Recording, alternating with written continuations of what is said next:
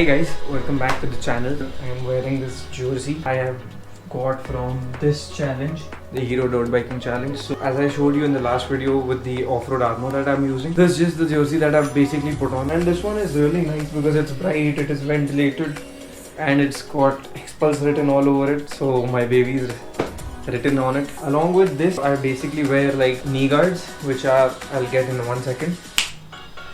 Got it right here. So these are the soleless bionic knee guards. They're still CE certified, as you can see right here, and I like them. They're comfortable, they do the job. Like, I need lower body protection, my knees and stuff for off-road trails, plus I want to be lightweight, so then these are really good. Plus, like stones and stuff, nothing hurts. Apart from that, for my lower body, I am wearing these Nikavi riding shorts, which are like padded. It is really nice, it is completely breathable. So this thing has like hip, like your butt protection, then it has got like the side hip portion. I got this for like around 1,999 from Amazon, Nikavi. And apart from this jersey, to complete my look and like even get protection out of it, I wear these MSR racing pants. The main reason that I went with these was I love the color, plus they match my bike exactly. Like so these off-road pants, they do not have armor, kind of open down here in your knee area where you can wear the knee guard. So the knee guards basically come inside like this. So that is the complete setup for my upper body and my lower body that I have shown you. In the next video, I'll show you what boots I'm using. Thanks a lot for watching.